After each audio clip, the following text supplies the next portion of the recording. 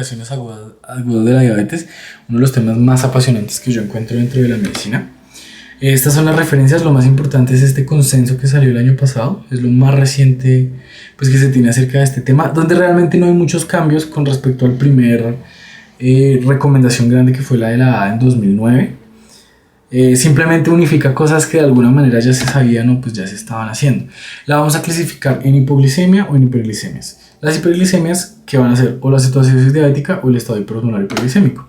Para la hipoglicemia lo más importante son los factores de riesgo. Esto no es una enfermedad. Uno escucha muy erróneamente a veces pacientes médicos decir que no, él sufre hipoglicemia. Eso no es una enfermedad, eso es un síntoma de que algo está pasando. Generalmente pues en pacientes diabéticos con un mal uso de las insulinas. Y asimismo entonces los factores de riesgo a tener en cuenta para un paciente con hipoglucemia, pues lo más importante es que tenga historial de hipoglucemias, que tenga enfermedad renal grave, que tenga demencias, pacientes muy geriátricos, una diabetes de larga data, un índice de masa corporal bajo, una neuropatía o una gastroparesia, la polifarmacia, que es un paciente que tenga más de 6 medicamentos al tiempo, y una falta de educación en su condición de diabetes. Tiene una gama muy florida de síntomas. Los dividen en adrenérgicos y neurológicos. Ahí los ven: sudoración, palpitaciones, palidez, temblor, hormigueo, ansiedad, sensación de hambre, náuseas, debilidad y sensación de sueño. Y los neurológicos, que vienen siendo confusión, mareos, agresividad, visión borrosa, cefalea, disartria, falta de concentración, convulsiones y coma. Y aquí es donde yo les digo, cada vez que ustedes hagan la revisión primaria en la D, o simplemente ingresar un paciente al momento de hacer lo mío porque se ve críticamente enfermo, tómenle una glucometría. Y si no lo vieron necesario al momento de monitorizar al paciente, tómense siempre en la D. O sea, es mandatorio. Una alteración del estado de conciencia puede estar explicada por la hipoglicemia. Entonces, si ustedes no lo tienen en cuenta, les puede dar un Glasgow de 8 o 7 y dicen, este paciente hay que intubarlo porque es una vía aérea no mantenible. Cuando la realidad es que seguramente puede tener una hipoglicemia, la cual corrigen y pues se arregla el estado de conciencia. Se puede clasificar en 3, leve, moderado, severo. El leve, hay literaturas que lo suben hasta 74 miligramos por decilitro. Suele ser asintomática y pues puede hacerse manejo vía oral con 15 gramos de glucosa, 3 sobres de azúcar de estos de tinto, una Coca-Cola, un jugo de naranja, algo así bien cargado de azúcar. El moderado, que es una glucosa menor a 54, también asintomática. Se puede seguir haciendo un manejo vía oral, pero también existe la opción del glucagón intramuscular. En Colombia no está disponible en Estados Unidos. Pero pues que sepan que igual generalmente sí está disponible en el país. Se lo suelen dar a los pacientes para que los lleven en la maleta, para que en caso de que les pase algo y que ellos sepan que es hipoglucemia, pues ellos mismos se puedan inyectar. Y la severa, donde no existe un valor de referencia, sino es ese momento en que la hipoglucemia es sintomática. Y la definición que nos proponen es que el paciente necesita ayuda externa para no desvanecerse. El manejo es endovenoso con 15 gramos de glucosa. Se suele hacer con dextrosa en agua destilada al 10%, que viene siendo 150 cc. Si usan al 5% pues son 300, y si usan al 20% pues son 75 cc. Ustedes pues obviamente hacen la cuenta, es pues una división y ya. Y a los 15 minutos toman control y evalúan respuesta, y pues obviamente glucometría para saber si repiten la dosis o si resolvió. Ya en cuanto a las complicaciones agudas de la diabetes, es una cosa muy importante de hospitalización y de reingreso hospitalario. El 33% reingresan, el 20% dentro de las primeras 2 semanas. La cetoacidosis diabética se suele presentar más en pacientes de 18 a 44 años con diabetes tipo 1. Tiene una baja mortalidad con un buen manejo. El estado hiperosmolar es más de pacientes de 45 a 66 años con diabetes tipo 2. Tiene una mortalidad mucho más alta, sobre todo porque está asociada con una deshidratación muy severa, una mortalidad del 10 al 20%, y un 27% de los casos suele ser mixto. En cuanto a la fisiopatología, para iniciar de la cetoacidosis diabética, pues tenemos que hay una deficiencia absoluta o relativa de insulina, que eso me genera estrés que pues se traduce en un aumento de las hormonas contrarreguladoras, el cortisol y la adrenalina, pues que me va a generar una alteración en la producción y el desecho de la glucosa, lo que se va a traducir en un aumento de la lipólisis y por ende de los cuerpos cetónicos. Eso a su vez va a favorecer que por medio de la gluconeogénesis haya más precursores y las proteínas hagan un proceso de catabolismo, de proteólisis, que liberan más precursores para todo ese círculo, digamos, vicioso de los cuerpos cetónicos. Eso genera muchos efectos a nivel sistémico. Tenemos 3 cuerpos cetónicos que son los que vemos por acá. Está el acetoacetato, que es, digamos, el cuerpo cetónico real, que se va a degradar en beta hidroxibutirato, que al momento de ser, pues, digamos, desechado, se vuelven los cetoácidos, que son los que producen las alteraciones sistémicas y renales, las alteraciones del pH, y la acetona, que es la forma en la que el cuerpo va a intentar eliminar los cetoácidos por la respiración, que es la que nos va a explicar la respiración de Kussmaul. Tiene, digamos, muchos efectos a nivel sistémico, pues traductores de ese estado ácido-base estresor del cuerpo. Puede generar hipercalemia porque la insulina es la encargada de, pues, digamos, de distribuir, por así decirlo, el potasio dentro del espacio extracelular por medio de la bomba sodio-potasio. Entonces, para compensar un poco la acidemia, además de que no estoy redistribuyendo el potasio, va a haber un intercambio de hidrogeniones por potasio. Entonces me aumenta todavía más el potasio extracelular. Se dice que por cada 0,1 de pH que baja, puede aumentar hasta 0,6 mil equivalentes de potasio. No es mandatorio y realmente es más común encontrarse pacientes con tendencia a la hipocalemia que a la hipercalemia. ¿Qué cambia con el estado hiperosmolar hiperglicémico? Que hay suficiente insulina como para metabolizar los cetoácidos, pero no hay suficiente insulina para manejar la hiperglicemia. Y en el estado hiperosmolar hiperglicémico lo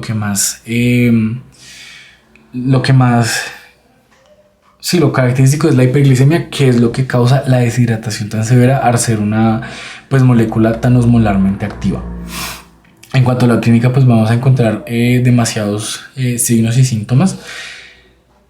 Lo que comparten los dos, pues, son los síntomas de hiperglicemia, la poliuria, la polifagia, la polidipsia y la pérdida de peso. También los síntomas gastrointestinales más específicos de la cetoacidosis diabética, que suelen estar acompañados de principalmente vómito, que va a empeorar el estado acidótico que por sí generan los cetoácidos.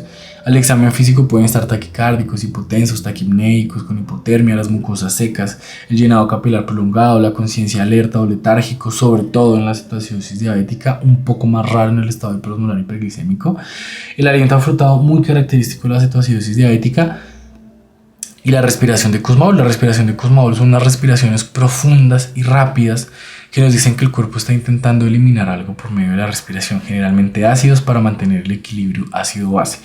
La única causa no es la diabetes, de hecho la misma palabra de Kussmaul es una mnemotecnia para recordar otras causas como la uremia, la sepsis, los salicilatos, el metalol, los aldehídos, el ácido láctico relacionado con estados sépticos. Y pues acá vemos las principales diferencias. La cetoacidosis se puede desarrollar hacia el deterioro en horas o días, mientras que el estado hiperosmolar puede tardar hasta semanas. En la cetoacidosis diabética el paciente suele estar alerta. En el estado hiperosmolar el paciente suele tener una alteración del estado de conciencia, porque pues a quien más afecta ese estado hiperglicémico, que me afecta la osmolaridad, que me mueve agua, pues es al cerebro, que es básicamente agua. Los síntomas de falla de célula beta, pues hay hiperglicemia severa, que son la poliuria, la polidipsia, la pérdida de peso y la deshidratación, los comparten los dos. Los síntomas gastrointestinales están más presentes en la cetoacidosis diabética, la náusea, el vómito y el dolor abdominal, y la respiración de Kussmaul pues es exclusiva de la cetoacidosis diabética. Sin olvidar que 1/3 de los pacientes van a tener un estado mixto. En cuanto al diagnóstico, pues es paraclínico. Yo obviamente lo sospecho, pero el diagnóstico es paraclínico. La cetoacidosis diabética es un paciente que tiene una hiperglicemia mayor a 250. Hay literaturas que lo bajan a 200. Que esté acidótico, o sea, un pH menor a 7.3 y un bicarbonato menor a 18. Que tenga cetonas, ya sea en sangre o en orina. En sangre no están tan disponibles en Colombia. Creo que solo lo tiene la Fundación Santa Fe. Y la osmolaridad no es un parámetro que uno mira acá. Y para el estado hiperosmolar hiperglicémico son hiperglicemias severas encima de 600 miligramos por decilitro, que no esté acidótico, o sea, un pH normal mayor a 7.3, con un bicarbonato normal mayor a 18. La osmolaridad tiene que estar aumentada, o sea, mayor a 320.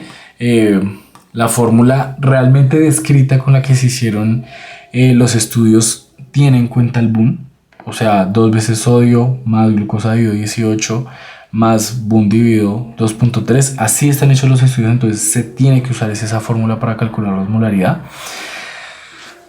Y pues el estado de conciencia suele estar estuporoso o en coma. No es común en la cetoacidosis. Se puede clasificar la cetoacidosis en leve, moderada o severa. El estado hiperosmolar sí es, o sea, es lo que es. Y uno de los cambios más importantes que nos da este consenso, que para que lo digan, lo tengan en cuenta, es que en cuanto a la cetosis, bueno, si uno tiene la beta-hidroxibutirato, pues la mide, no está muy disponible en Colombia, como les acabo de decir. Y es que en la tira reactiva de orina tienen que tener 2 o más cruces, porque un paciente diabético puede llegar a tener cetonas, o un paciente cardiovascular, sobre todo asociado al uso de medicamentos como los ISGLT2. Entonces, una cruz realmente se queda corto para darnos el diagnóstico de cetoacidosis diabética. Este es uno de los mayores cambios, y es que necesito 2 cruces en la tira reactiva de orina para dar el diagnóstico de cetoacidosis diabética. Acá tiene la clasificación. Lo que nos define si es leve, moderado o severo es el pH, el nivel de bicarbonato y el estado de conciencia. Y pues el estado hiperosmolar, que no tiene clasificación. Esto nos afecta en cómo podría yo darle manejo, sobre todo con las insulinas. Se dice que el estado leve podría yo manejarlo con insulina subcutánea, mientras que el moderado y severo sí tienen que ser manejados con insulina intravenosa. El abordaje, pues el monitoreo inicial, tomar los signos vitales, el Glasgow. El Glasgow es muy importante, que puede ser un factor distractor, sobre todo en el estado hiperosmolar, pues es un paciente que me puede llegar con un Glasgow bajito, incluso de 8. Pero es un paciente que yo entiendo que si lo hidrato va a mejorar. Si yo hago el resto de la valoración, del examen físico, del abordaje inicial, y yo digo, eso me apunta más a una descompensación aguda de la diabetes, pues yo retrasaría un poco la intervención de la vía aérea en este contexto en específico. Pero obviamente la glucometría de entrada urgente, los electrolitos en sangre, o sea, séricos, que se hacen por espectrografía, son mucho más demorados que los electrolitos en gases arteriales. No hay ninguna diferencia, no hay ningún estudio, ninguna revisión que demuestre que uno es superior al otro. Entonces los electrolitos son suficientemente fiables para tomar decisiones en este entorno de urgencias. Y la función renal. Hasta el 70% de los pacientes van a tener una lesión renal aguda, evidentemente asociada al estado de deshidratación. Los paraclínicos, pues la glucosa sérica, muy importante, las cetonas, que pues en nuestro medio nos tocan orina, por eso pues el uroanálisis, los electrolitos, la función renal, el hemograma, el electrocardiograma y los gases arteriales que no están ahí, pero importantísimos los gases arteriales. En cuanto a cetonas, los que les digo, tenemos 3: el acetoacetato, la beta-hidroxibutirato y la acetona. Tardan mucho en desaparecer en orina, entonces no, veremos más adelante, no es un marcador para yo ver cómo voy o de resolución. Si los tengo en sangre sí los puedo medir, porque ahí desaparecen más rápido si le estoy dando bien el manejo. Pero en orina no, en orina pueden durar horas todavía saliendo con 2 o más cruces. ¿Y qué es lo importante o lo más relevante en esa revisión primaria? Entender qué pasa cuando el glucómetro nos saluda. Cuando el glucómetro nos saluda es que llegó al límite que él puede leer la glucosa. Depende de cada glucómetro. En algunos es 300, en algunos es 400, en otros es 500. Entonces hay que conocer el glucómetro que yo tengo para saber high a partir de cuánto es. Porque si mi glucómetro es de 500, pues evidentemente diré, uy, esto es más o podría estar más encaminado a un estado hiperosmolar. Pero si el mío es de 300, pues podría ser cualquiera de los dos, o pues obviamente el estado mixto. ¿Cuál es el primer paso? La hidratación. Tanto para la cetoacidosis diabética como para el estado hiperosmolar hiperglicémico, voy a empezar con 1000 cc en la primera hora. Es decir, me llega mi paciente, lo evalúo, lo veo con alteración del estado de conciencia o le siento el aliento frutado. Yo digo, por favor, acceso intravenoso, regálame una glucometría. Me dice, la glucometría está en high. Ya, independientemente de lo que sea, así sea cetoacidosis o sea estado hiperosmolar, es un paciente que en la primera hora le voy a meter 1 litro de líquido. Entonces, mi siguiente orden, mientras hago la valoración primaria, es por favor pónganle 1 litro, pido el acceso venoso, ¿no? Por favor regálenme un acceso antecubital derecho y pasan 1000 cc en 1 hora, mientras voy haciendo el resto. Después de la primera hora los líquidos los vamos a reducir la infusión a 250 cc por hora, pudiendo incluso aumentarla hasta 500 cc por hora. ¿De qué depende? Realmente depende de la glicemia. La glicemia no hay que bajarla tan rápido. La glicemia tiene que bajar para la cetoacidosis diabética entre 50 a 75 miligramos por decilitro por hora, y en el estado hiperosmolar entre 70 a 100 miligramos por decilitro por hora, para no generar algún daño neurológico asociado a esos cambios tan bruscos de osmolaridad. Esto me refiero en ajustar la solución que estoy usando, porque los primeros 1000 son de solución salina, y ya una vez tengo los primeros 1000 que cambio a 250 cc por hora, es que puedo reducirlo, es que puedo cambiar a una solución al 0.45%. Entonces eso depende de si estoy reduciendo más rápido la glucosa de lo que yo quiero. ¿Listo? Este es el cuadro que pues propone la guía. Entonces lo que les digo, de entrada, independientemente del estado, van a empezar con 1 litro de solución salina o de lactato de Ringer, lo que ustedes prefieran, lo que tengan a su disposición, y posterior van a poner 250 cc por hora. Pueden continuar con la solución al 0.9%, o dependiendo de si está bajando muy rápido la glicemia, pues le pueden poner 0.45%. Y particular interés si es un paciente cardíaco, ahí vamos a empezar es con bolos de 250 cc y evaluar respuesta, porque pues si es un paciente con insuficiencia cardíaca o con una cirrosis, pues obviamente no lo podemos llenar de líquidos, porque pues le vamos a costo-beneficio, pues va a terminar es con una crisis congestiva. ¿Qué es importante con el cristaloide? Pues si usan realmente el debate eterno de la medicina, solución salina versus lactato de Ringer. No hay diferencia en mortalidad, en estancia en UCI, en volumen de líquido necesario para la infusión, en suministro de potasio, o sea, en los marcadores importantes no hay ninguna diferencia. Se ha visto tal vez que el lactato de Ringer tiene un tiempo de resolución un poco más rápido, de 13 horas versus 16.9 con la solución salina. ¿Por qué? Porque la solución salina podría perpetuar un poco más la lesión renal asociada a la deshidratación que tiene que tienen estos estados de hiperglicemia. Pero realmente la conclusión es: usen el líquido que quieran, porque no hay evidencia de que uno sea mejor que otro. Entonces usen el que tengan a la mano. Ya una vez yo estoy hidratando a mi paciente, me tengo que preguntar si le puedo poner insulina. Y yo no le puedo poner insulina si no conozco el nivel de potasio. Ada nos dice: si el potasio está menor a 3, reponga el potasio, como ya lo veremos en la otra charla. Si el potasio está en un nivel normal, 3.3 a 5.2, pues pongo potasio en cada litro de cristaloide, de 1 a 2 ampollas. Cada ampolla viene de 20 mil equivalentes. Es decir, yo hice mi evaluación inicial, di mi primera orden que fue: por favor pónganme 1 litro para 1 hora. Me demoré 10 minutos en mi evaluación inicial, o menos. Pedí mis gases arteriales que salen al instante, o sea en otros 10 minutos. Y entonces veo que mi potasio está normal. Entonces yo digo: hey, quedan 500 cc, pongan una ampolla de Catrol en esos 500 cc para que se pase. Y ya para la siguiente bolsa de 1000 cc que pongan, que van a ajustar a 250 cc por hora, pues me le ponen 2 ampollas de Catrol. Y si el potasio está alto, o sea por encima de 5.2 para la ADA, pues simplemente iniciamos la insulina con tranquilidad sin reponer el potasio. Y para el Reino Unido, si el potasio está menor a 5.5, pues pongo 2 ampollas de Catrol, o sea de potasio, por cada litro de cristaloides. Y ya, eso es muy sencillo. Este es el gráfico. Esto es, bueno, lo que digamos ya les decía, el estado hiperosmolar hiperglicémico tiene unas diferencias en cuanto a que reduzco un poco más rápido la glucosa, busco reducirla, algunas literaturas dicen incluso de 90 a 120 miligramos por decilitro cada hora. No lo puedo reducir más rápido porque tiene mucho riesgo de hacer edema cerebral.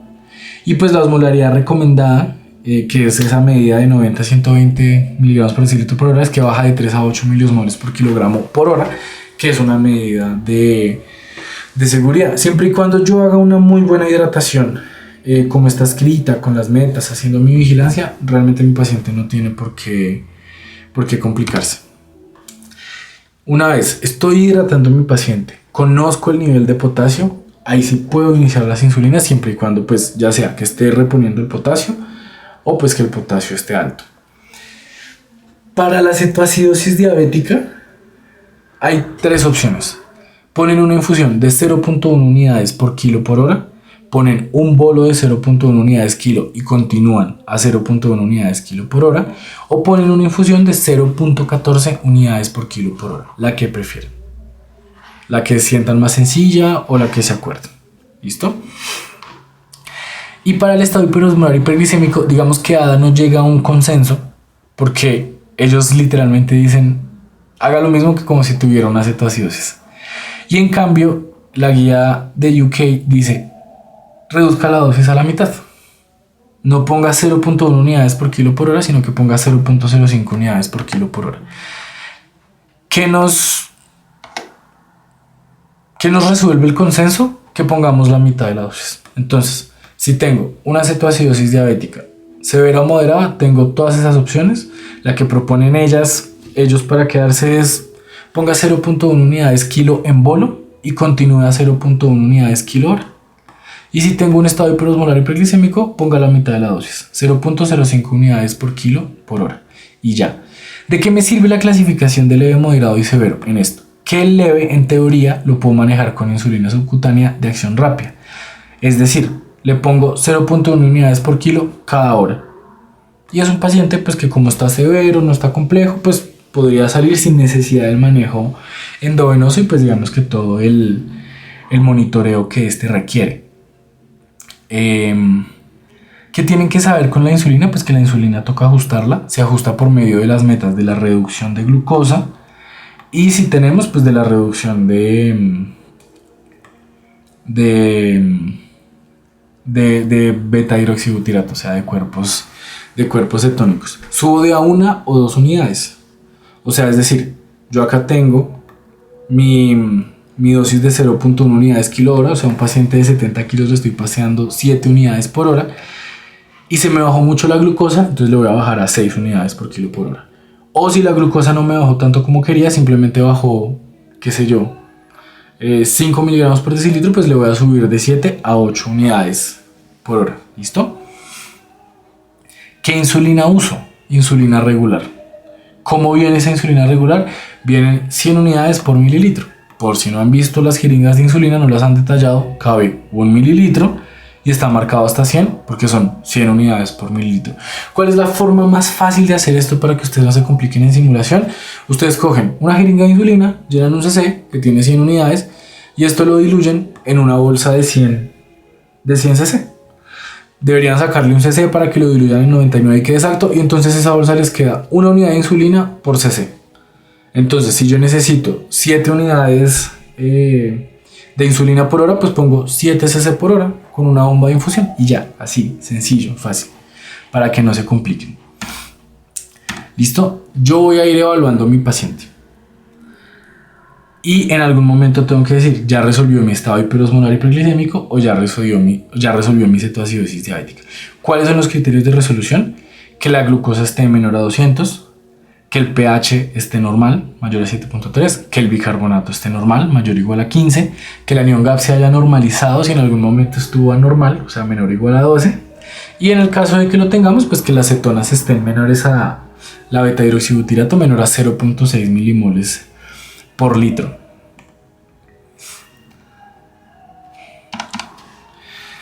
¿Qué tienen? Esto es lo que ya les dije, que se sube de una dosis a otra, y lo otro es saber cómo paso yo a las insulinas subcutáneas. Entonces, una vez yo tengo criterios de resolución, Además de esto que está acá, que es parámetros de laboratorio, es que el paciente me diga, quiero comer. Entonces el paciente me diga, tengo hambre, puedo comer, tolera la vía oral, una gelatina, ya, eso es un paciente que puede pasar a insulinas subcutáneas. Yo lo puedo calcular normal y es lo que yo les recomiendo, que es lo más fácil. Ustedes calculan 0.100 unidades por kilo, esa es la dosis total. Es decir, si yo tengo un paciente, lo mismo, de 70 kilos, entonces mi dosis total de insulina son 49 unidades. 7 por 7, 49. La mitad, es decir, pues 24 para hacerlo fácil, va a ser la basal. Y los otros 24 los voy a dividir en 3, o sea 8, van a ser los bolos de cada comida. Yo le voy a poner la insulina basal, o sea las 24 unidades si fuera un paciente de 70 kilos, y 2 horas después le quito la infusión de insulina, porque se demora más o menos eso en empezar a actuar. Si yo le pongo la insulina basal y le quito inmediatamente la insulina endovenosa, mi paciente va a estar 2 horas sin insulina y probablemente me vuelva a entrar ya sea o en cetoacidosis diabética o en estado hiperosmolar. Y evidentemente no queremos eso. ¿Qué otra cosa tienen que saber? Digamos unas estrategias que existen adicionales. Hay una vaina que se ha visto que reduce mortalidad y es que si le colocan un bolo inicial de una insulina de acción prolongada de 0.1 unidades kilo intramuscular, en dado caso de que no pueda tener un acceso intravenoso rápido o no tenga la insulina disponible y me toque trasladarlo, pero yo sé mi nivel de potasio y estoy hidratando a mi paciente, es algo que reduce mortalidad. Es, digamos, un detalle de fina coquetería que pueden aplicar o no, como ustedes quieran. Y lo otro es que la realidad en Colombia es que estamos teniendo escasez de todas las insulinas. La insulina regular particularmente está escaseando muchísimo. Entonces hay unos pacientes que nos ha tocado manejar, así sean moderados o severos, pues con el modelo de insulina subcutánea así como está. O sea, una enfermera que vaya y cada hora le ponga sus 7 unidades de insulina de acción rápida subcutánea, irlo monitorizando y evaluando porque pues la situación está jodida. ¿Qué otras 2 estrategias tenemos importantes que debemos conocer? El uso de bicarbonato de sodio, que básicamente corrige el pH muy rápido. No lo corrige porque sea una base muy fuerte o algo así. Lo corrige es porque esta vaina tiene un montón de sodio. Entonces, si yo tengo mi pH ácido, que de por sí ustedes ya les dije, mejora con la hidratación. Si yo le pongo el bicarbonato de sodio, por la cantidad de sodio que tiene esto, me va a terminar de chupar las células, de extraer toda la poca agua que les queda, me diluye la sangre y sí, me mejora el pH, pero a costa de empeorarme mucho la deshidratación. La única indicación existente de bicarbonato de sodio es un pH menor a 7. Si yo tengo un pH menor a 7, o sea, 6.9 para abajo, sí tiene indicación porque es un paciente que está a punto de morir y reduce mortalidad. De resto, jamás usen bicarbonato porque es que el estado acidótico va a mejorar con la hidratación. Y lo otro es el fósforo. No tiene una evidencia tan buena, pero si el paciente tiene así como quejas de debilidad muscular, lo ven un poquito hipotónico, el compromiso respiratorio les preocupa porque no lo ven tan respiración de Kussmaul, sino un poco más fatiga muscular, puede tener un beneficio. Se ponen 20 a 30 milimoles de fosfato de potasio en los líquidos y ya, dosis única y así funciona. ¿Qué efectos adversos tiene el manejo? Pues que yo tengo que estar cuidando. La hipoglicemia, obviamente. Eventualmente uno hace un cambio de los líquidos, sobre todo cuando ya normalicé la glicemia, o sea, cuando está menor a 200 y pongo dextrosa en agua destilada y ya no solución salina normal ni lactato de Ringer, porque necesito la insulina para metabolizar los cuerpos cetónicos, pero pues necesito tener la glicemia igual alta porque si no pues me va a hacer una hipoglicemia. Eso lo soluciono cambiando por dextrosa en agua destilada cuando los niveles de glicemia se regulan. Al igual que en el estado hiperosmolar, cuando ya tengo una glicemia menor a 200, puedo poner dextrosa en agua destilada. La hipocalemia, porque pues la insulina genera hipocalemia porque activa la bomba sodio-potasio, redistribuye el potasio, que eso lo soluciono ¿cómo? Con la reposición de potasio que tengo que hacer. Los trombos muy raro, el edema cerebral cuando se hace un pésimo manejo con los líquidos, la desmelinización cuando se hace un pésimo manejo con los líquidos. Ellos llegan con lesión renal aguda y si bien la solución salina puede perpetuar un poquito ese estado, es completamente irrelevante. La buena hidratación también lo va a mejorar. Y pues tener en cuenta las poblaciones especiales. Los adultos mayores tienen unos síntomas menos floridos. Los inhibidores de ISGLT2 a nivel renal me generan unas cetoacidosis euglicémicas, al igual que las embarazadas.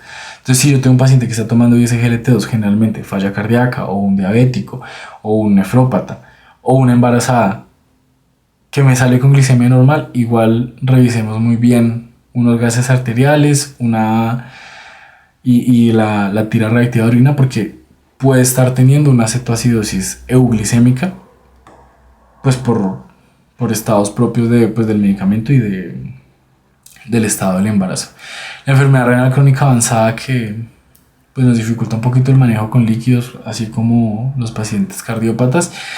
Y ya para acabar, pues decir que está el COVID-19 se ha asociado con mucha mayor pues mortalidad cuando pues está relacionado con un estado de cetoacidosis diabética, principalmente porque pues las acciones que demuestran que pues tiene una reducción de modalidad en los COVID severos pues es el uso de corticoides, que pues obviamente el principal efecto adverso o el más relevante para este caso pues es la hiperglicemia que puede llegar a generar. Entonces es un tema donde uno tiene que preguntarse como el costo-beneficio, tener unas metas de glucosa un poco más elevadas que en un paciente normal. Les quiero recalcar acá una cosa que viendo la grabación lo vuelvo a grabar porque no me parece que quedó tan claro. Cuando yo paso a insulinas subcutáneas, estas son las recomendaciones de antes, lo que yo les dije, de 0.7 unidades kilo de peso o el 70% de la dosis. Realmente ahora lo que vemos es que es mejor basarlo por peso.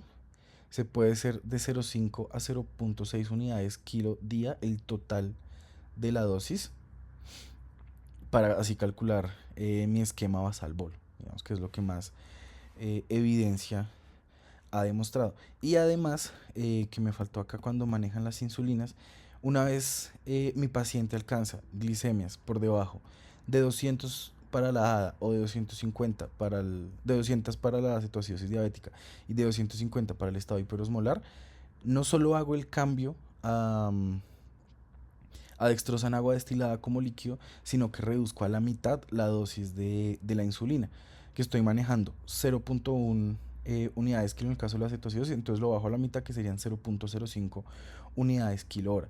Y en el caso del estado hiperosmolar, pues lo dejo así porque esa es la dosis pues, con la que inicio para el estado hiperosmolar.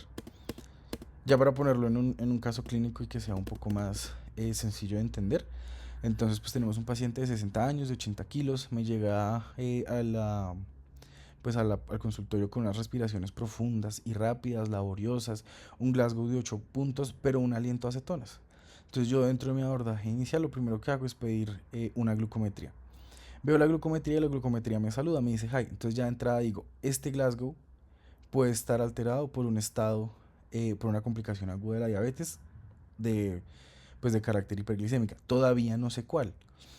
Pero entonces es un paciente que yo no intubo, no pongo oxígeno, porque además esa respiración forzada no es por distrés respiratorio, sino que es para eliminar el acetato en la respiración. Entonces es un paciente que yo haciéndole la aproximación primaria, que tengo mi glucómetro en high, de entrada digo, por favor le vamos a poner líquidos, el litro inicial para 1 hora, le vamos a tomar los laboratorios y lo vamos a dejar monitorizado. Independientemente de si tuviera una cetoacidosis o un estado hiperosmolar, es un paciente que requiere una vigilancia en UCI porque me llega con una alteración en el estado de conciencia. Si fuera estado hiperosmolar, es normal que lo tengan y ese es completamente mortal. Y en el caso de la cetoacidosis, pues este es el ítem que nos puntuaría para clasificarla como una cetoacidosis severa. Entonces, de entrada ahí yo ya entiendo que es el paciente que voy a hospitalizar, que voy a monitorizar, entonces que de alguna manera no necesito tantos laboratorios para definir mi manejo inicial y el destino de mi paciente.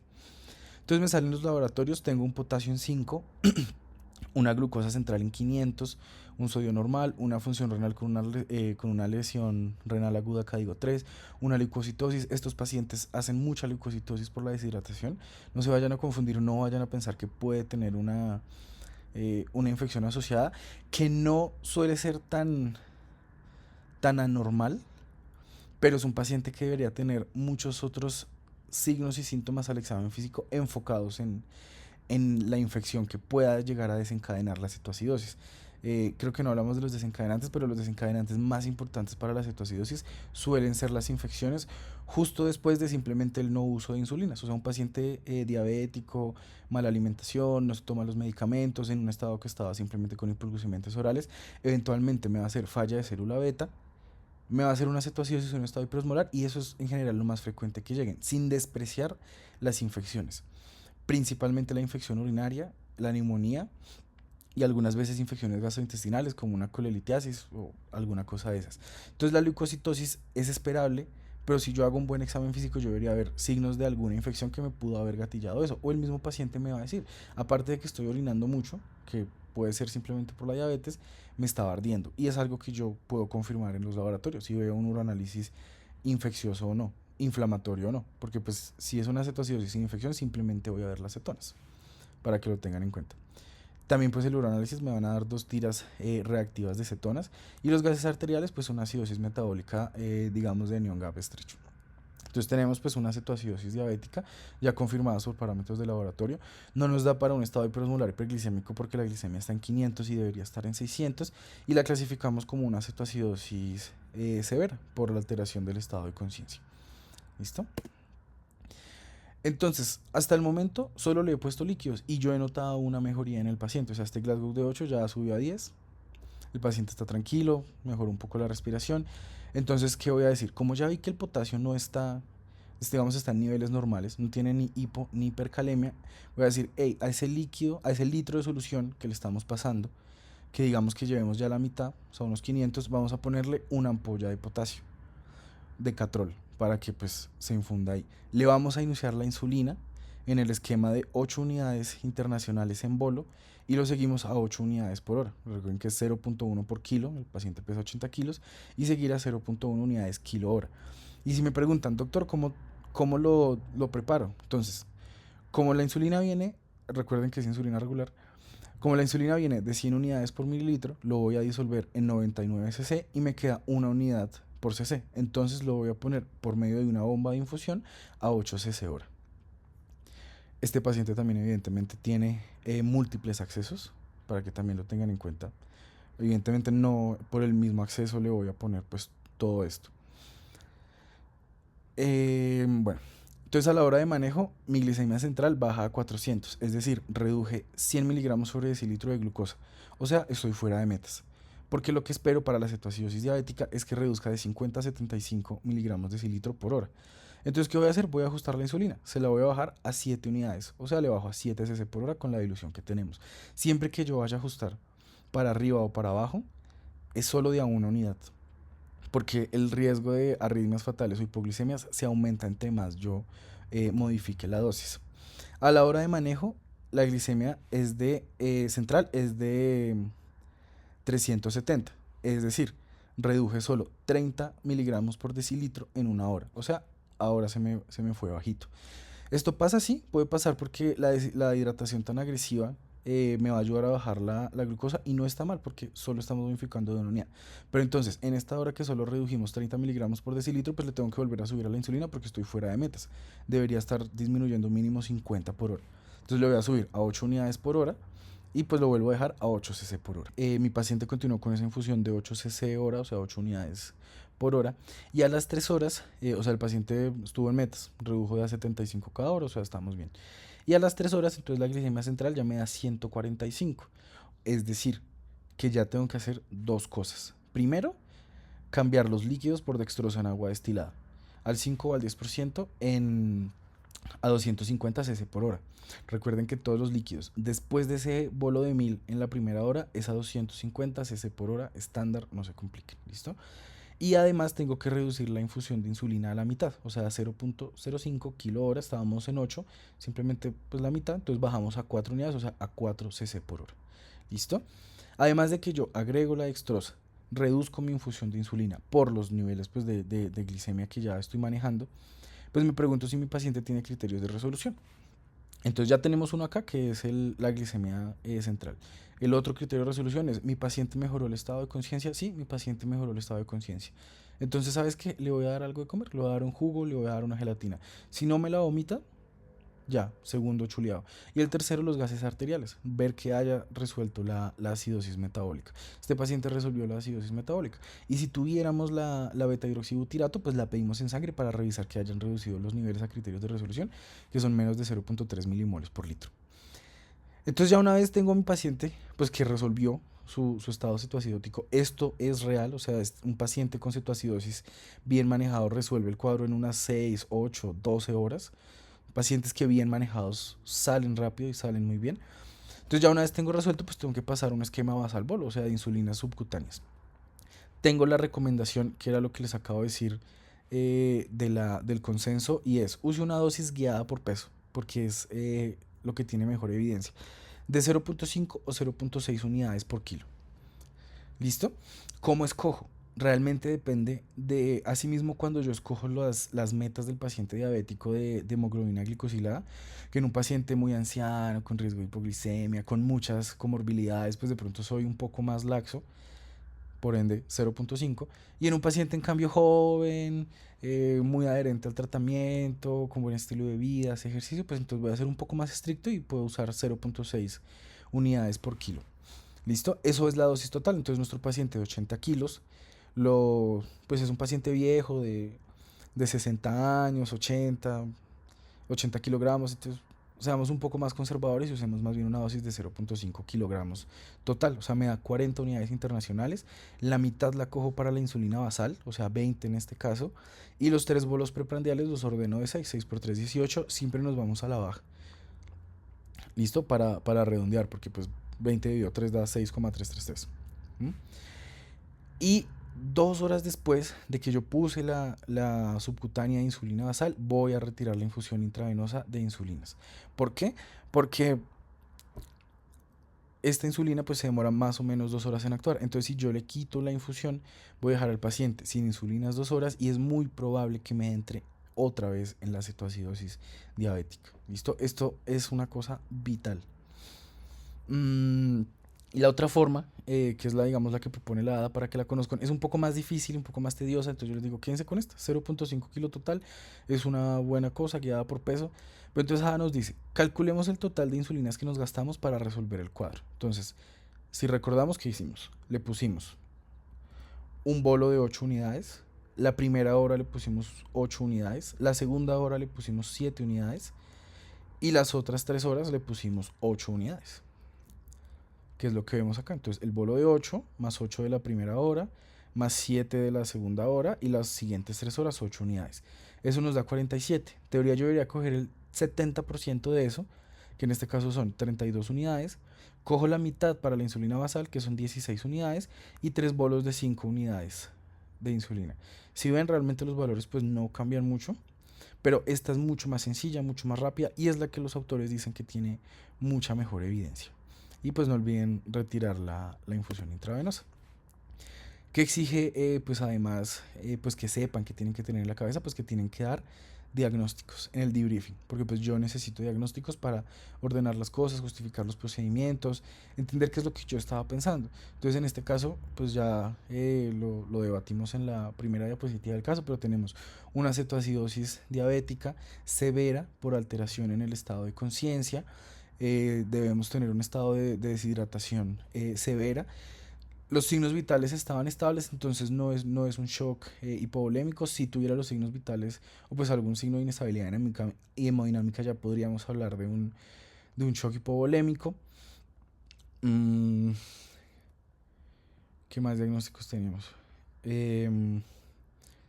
Eso, primero las urgencias.